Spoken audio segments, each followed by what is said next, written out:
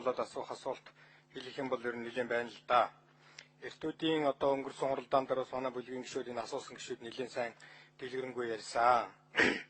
Үндсэндээ бол өнөөдөр энэ аудитын хийсэн дүгнэлтийн төсвийн гүйцэтгэлээс харж байхад бол үнэхээр Монгол улс бол одоо хоёр төсөвтэй яваад хоёр төсөвтэй хяналт тавьдаг тогтолцоо бараг үндсэндээ алга болжээ. Өөрөөр хэлэх юм бол бид нэр одоо сангийнхаа авдрын хоёр талаас нь цоочоод хоёр талаас нь гараад ирээд хоёр тийш нь чангаагаад идэг ийм зүйл одоо ажиглагдж байна. Нэгэсэндээ бол эдийн засгийн яам, сангийн яам хоёрын хоорондын ажил төрлийн уялдаа холбоо бол үнэхээр одоо байхгүй байна. Одоо хинэн энэ ямар мөнгөн дээр хяналтаа тавьж ажиллах ёстой вэ гэхээр мэдээж одоо бонд бусад юм эдийн засгийн яам энэ төсөвтэй холбоотой юм нь бол сангийн яам гэж хэлэх баг. Ер нь цаашдаа бид нар энэ үнийг нэг талд нь гаргаж цэгцлэхгүй бол үнэхээр одоо энэ бид нар төсвийн хөрөнгийг энэ олж ирж байгаа гадна дотоос олж ирж байгаа хөрөнгийг үр ашигтай зарцуулах тал дээр бол ямар нэгэн амжилт дахиж гаргаж чадахгүй байна гэдэг нь бол ойлгомжтой болж байна. Тэр энийг бол ер нь ямар ч байсныг цаашдаа анхаарах хэрэгтэй баха. Ер нь сангийн яамныхныг ингээд харж байхад бол одоо их бас хүнд нөхцөл байна л да. Энэ тоо баримтуудаа бүгдийн сангийн яам дээр нэгтгэж нийлүүлээд энэ тоогоо бол базаад ирсэн энэ улсууд чинь бол уг нь юмд бол бодиттой ингэж хандлагаар хандах гэж оролддог. Эдийн засгийн яам бол энэнд нь бол тодорхой хэмжээгээр бий бол сангийн яамны хийж байгаа үйл ажиллагаанд бол төдөр тушаа болж гэнэ удаа гэсэн ийм зүйлийг би ажиглаж суугаа. За тэгээд асуухны ганц хоёр хоо юм байна да.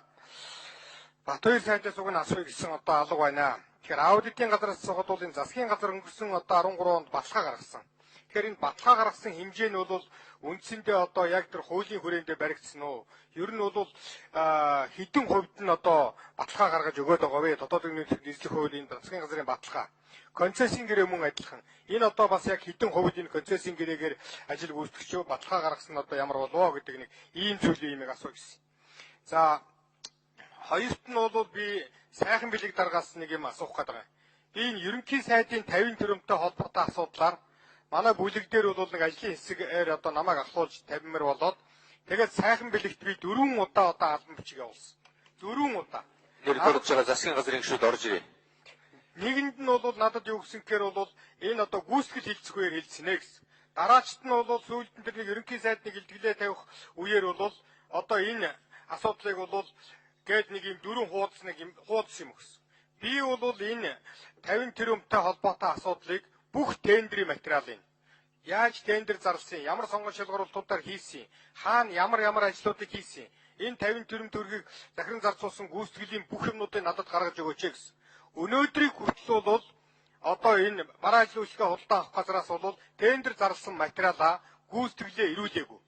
Ингээд энэ засгийн газраас шаардж байгаа олон юмнууд бол байгаа.